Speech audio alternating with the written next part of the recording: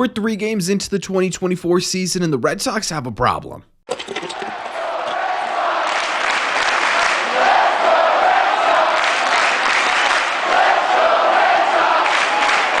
What is going on, everybody? Welcome back to Red Sea Radio. My name is Corbin, and 3 days into the regular season is nothing, right? It's hard to declare absolutely anything about any one singular team because right now the Houston Astros look absolutely terrible and the Pittsburgh Pirates are fully undefeated, right? There's a whole lot of wonkiness in such a small sample size, which is why it's tough to say, oh, the Red Sox got a big problem here with anything because there's just not a ton to go off of. However, I think we can make an exception on this one because it is clear as day that this is going to be a problem for the Boston Red Sox, at least until they can come up with a solution. So what we're going to do in today's video is we're going to break this down. We're going to talk about what the problem is, how the Red Sox could fix it, and what they're going to have to do to get there. But before we get into that, make sure you guys have hit that subscribe button if you haven't already. If you're new here, we talk Red Sox content almost every single day. Also, make sure you guys have hit the like button on this video as well. Helps these videos out a ton, and it would mean a lot to me.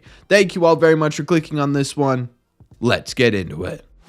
For those of you who may not have watched last night's game, or maybe you just couldn't stay awake for the full thing because it's still on the West Coast, and I really hate having to stay up for these games sometimes. But either way, if you did not watch last night's game, the Boston Red Sox lost 3-4 in extra innings. Now, in my opinion, the biggest problem with this singular game was that the Boston Red Sox offense just simply could not get anything together. If they had simply scored more than one run in this game, we're probably not even making this video right now. But that's not the issue we're talking about today. The issue we're talking about today has to do with the Red Sox bullpen, not the entirety of the Red Sox bullpen, because for the most part, in fact, basically outside of one, maybe two players, the Red Sox bullpen has been really electric to start the year. No, I'm talking about a specific situation in which the Red Sox really need to figure out what to do. And it's the exact situation the Red Sox were in last night, because in the top of the 10th inning, the Red Sox finally figure themselves out at the plate a little bit. They're able to scrape 2 runs across the board and give themselves a bit of a cushion going into the 10th inning. They get to the 10th inning and Kenley Jansen ends up not being available because he woke up with a tight back, and the Red Sox now have to play this a bit strategically, right? You can't go to your all-star future Hall of Famer closer. Instead, you got to figure out matchups and who's going to be best in this situation. Well, you've got 3 out of the 4 of the Seattle Mariners coming up as lefties. The natural thought was to go to the lefty, Joely Rodriguez, who comes in and absolutely blows the game. Now, there was some luck involved by the Seattle Mariners as the hardest hit baseball this entire night was about 84 miles an hour off of Joely Rodriguez, but even then, he was allowing a ton of contact and he just couldn't get the job done. Now, I did see a lot of people saying this is Alex Cora's fault and he should have gone to someone else, and my question is, why, right? You take a look at the situation you're in. You can't use your all-star closer. You can't use the guy that you would normally rely on in this situation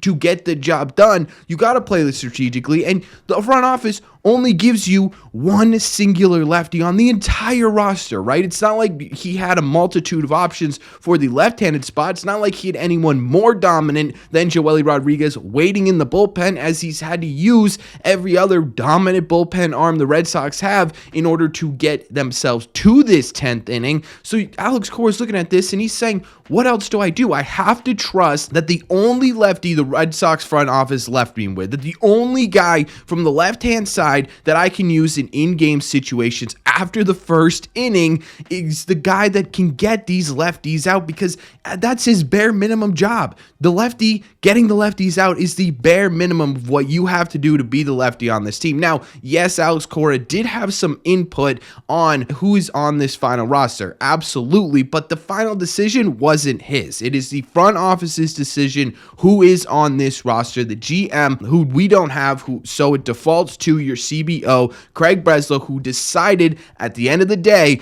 that the one lefty on the Red Sox entire pitching roster was going to be Joely Rodriguez. That's not really AC's problem. He went to the lefty when you're supposed to use the lefty. If the bottom of the 10th inning, when your closer isn't available and there's a whole lot of lefties coming up, isn't the right situation to use the one lefty specialist that you've been given, I don't know what is. Then there's just simply not any singular situation that you would be happy with Alex Cora using a lefty. And it's plain and simple that this was the only logical solution to this problem. The problem is you just don't have your best roster on the field right now. And that's why this is so frustrating to me, because your best lefty, the guy that you should be relying on in this situation, is in AAA for some reason. It's because the Red Sox front office tried to get cute, and instead of putting together the best possible bullpen you could do, you tried to put together the best possible bullpen that allows you the most options, which could have ended up being smart. But the problem is you started with Joely Rodriguez on the big league roster, right? That's your problem right there, because the more talented Brennan Bernardino is currently sitting in AAA. And if you had gone to him in last night's game,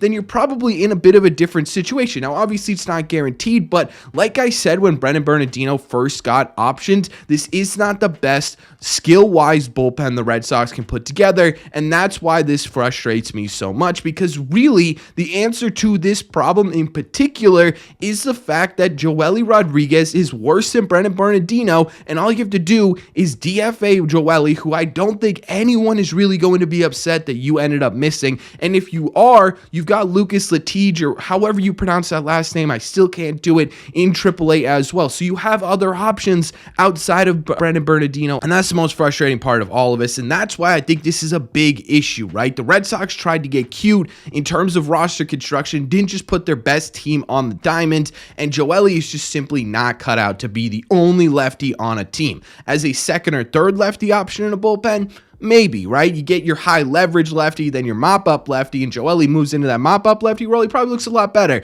But a high leverage lefty, that is not who Joely Rodriguez is, and it's a problem that needs to be figured out now, but it's not the only problem the Red Sox faced in the bullpen last night, and this is something that could trickle into the rest of the season.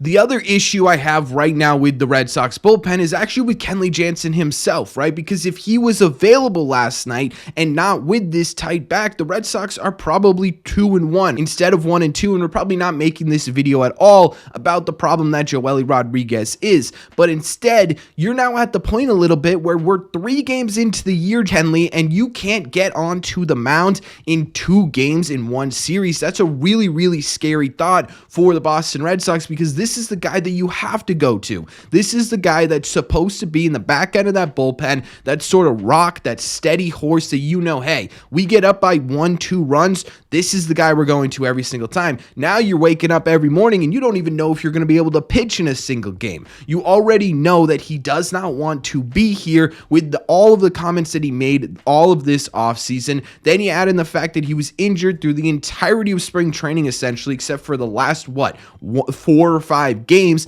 and now he can't even be bothered to pitch through a little bit of back tightness in order to get his team a win. That's a really scary thought. In my opinion, if this is the Kenley that you are going to get all year, you're going to get a guy who doesn't even want to be here, who you don't know is going to be available to pitch on a day-to-day basis.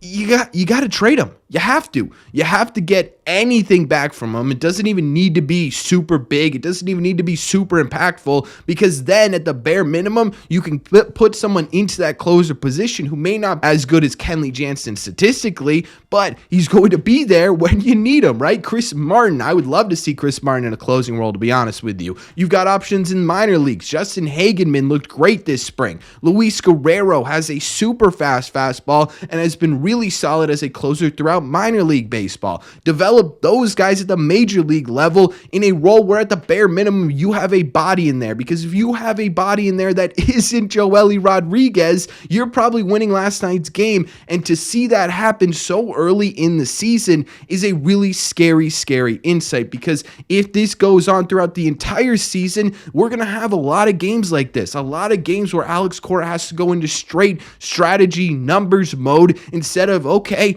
this is who you go to in this situation. You go to your All-Star Hall of Fame closer. You go to your closer in general. If your closer cannot be reliable, you got to find another solution to this problem. So again, it's 3 games. I'm willing to give Kenley Jansen a little bit of a wiggle room a bit, right? Because 3 games into the season, sure, you don't want to ruin your back for the entire season. I get that, but this just can't happen again. You can't just wake up and say, yeah, man, no matter what, I'm not pitching tonight. Sorry, dude. Go on to the IL. Spend 2 weeks on the IL. Allow yourself to get fully healthy so you don't have to deal with this again. And the Red Sox can go to a Zach Kelly, a Hagenman, a Guerrero, a Bernardino. Get someone up here who can actually be on the mound, because at the end of the day, that's the most important part of baseball. If you can't actually perform, you are essentially just taking up space for someone who could. And so for me, there are really 2 big problems in the Red Sox bullpen: who they've decided to make their singular lefty on this team,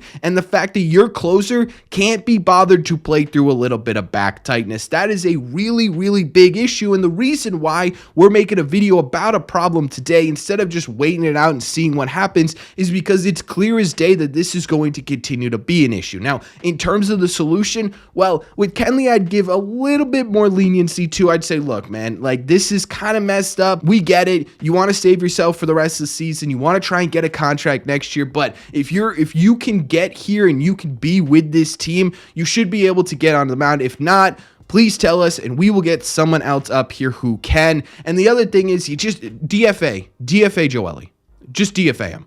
I mean, seriously, at the end of the day, there's no point in keeping this much left-handed depth if the one at the major league level, the only one at the major league level, sucks this bad, right? Get Bernardino up here, because at the end of the day, even if you still think Joely is solid, he's probably getting through waivers with the start he's had, and Bernardino makes you a better team overall anyways, and to me, that is absolutely worth the risk of losing Joely on a waiver wire. But that's just my opinion. So let me know in the comment section down below. What do you think? Do you think the Red Sox have a problem? What would you do to solve this problem? And do you think this is going to be an issue the entire year? Let me know all your thoughts on the Red Sox bullpen issues in the comment section down below. As always, if you made it to the end of this video, do me a favor. Make sure you guys have hit that subscribe button if you haven't already. If you're new here, we talk Red Sox content almost every single day. Also, make sure you guys have hit the like button on this video as well. Helps these videos out a ton, and it would mean a lot to me. Thank you all very much for clicking on this one, and I will see you in the red seats.